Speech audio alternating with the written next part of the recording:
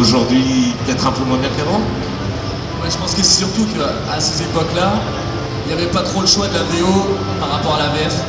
Donc forcément maintenant on compare les deux, alors qu'avant on regardait un film, c'était la VF, c'était la VF. On se posait même pas qui se posait la question de regarder Star Wars ou Indiana Jones au début en VO, personne. Et le problème bien là, c'est que maintenant on peut comparer, donc la VF c'est une adaptation, la VO est toujours meilleure, donc on essaie d'avoir une VF qui est au mieux, mais ça remplacera jamais la VO qui est entre guillemets pure, parce que c'est comme ça qu'ils ont voulu le film à la base. Donc la VF essaie d'être au mieux, parfois c'est vrai, parfois moins, donc voilà. C'est juste que maintenant on a le choix, donc forcément avec internet ça discute autour de ça parce qu'on trouve que c'est moins bien, mais c'est normal. Oui, mais en même temps, là tu parles pour l'image. Pour l'image, c'est vrai, c'est que en VO, c'est ce qu'il y a de mieux puisque c'est le comédien qui joue et tout ça. Mais sur un dessin animé, par exemple, c'est pas toujours vrai parce que. Non, mais le dessin animé, je veux pas dire que c'est quelque chose d'un tout petit peu à part dans le doublage. C'est vrai que quand tu doubles un mètre de chair et de sang, de toute façon, il y a des choses que tu peux pas faire. Il y a des choses sur lesquelles tu peux pas aller. J'ai une théorie qui est, je ne fais pas du doublage depuis 17 000 ans non plus, mais j'ai une théorie moi, qui me paraît pas mal.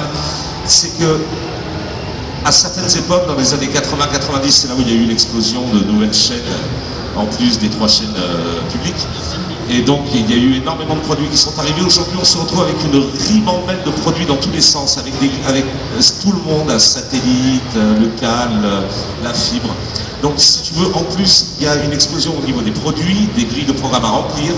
Donc, on a de moins en moins de temps pour travailler, on va de plus en plus vite, et surtout, et avant toute autre chose, une chose que vous n'avez pas soulevée, et qui me rend éminemment triste, tous les jours où je travaille, quasiment tous les jours, c'est la qualité des textes. Si vous êtes comédien, que vous n'avez pas beaucoup de temps, que vous arrivez sur une journée de travail, sur un plateau, que vous vous retrouvez avec un texte dégueulasse, c'est ou vous le dites parce que vous n'avez pas le temps ou pas les capacités de le changer sur le coup, ou parce que c'est interdit par le client ou par le DA, ou alors vous mettez 10 fois plus de temps à faire votre travail parce que vous essayez de mettre un texte qui correspond à l'original et qui ne le trahit pas trop, et qui soit à peu près français et à peu près jouable. Malheureusement, aujourd'hui, on n'a plus d'auteurs. Voilà, ou très peu. Et les seuls qui existent, qui sont à peu près corrects, travaillent tellement qu'on ne peut pas les avoir. Ouais, c'est vrai que tout le monde se renvoie un peu la patate chaude quand on se retrouve sur un plateau. C'est pas une patate chaude, ça c'est vraiment un fait. Non, je parle du texte. Et c'est vrai que tout le monde se renvoie un peu la patate chaude, c'est-à-dire qu'on arrive en plateau, c'est vrai qu'on a un texte qui n'est pas des fois terrible. S'ajoute à ça aussi les demandes particulières des chaînes, des clients sur des termes en particulier, ou qui reformulent même des phrases. On n'a pas le choix, ils les ont demandé comme ça, on les enregistre comme ça, synchro ou pas, à que mieux.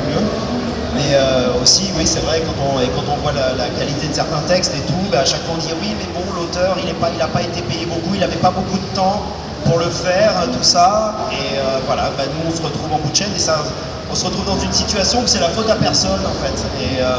Et c'est vrai que c'est pas forcément la faute de quelqu'un, quoi. Si on laisse pas le temps aux gens de travailler, de bien faire leur travail, parce que ceux qui écrivent les textes, c'est un métier. Hein. C'est un métier, c'est pas grand monde qui sait le faire, hein. C'est une technique particulière de nous écrire, nous, les dialogues en synchro labial. C'est un vrai métier, mais on leur laisse plus vraiment le temps de faire ce métier-là aussi.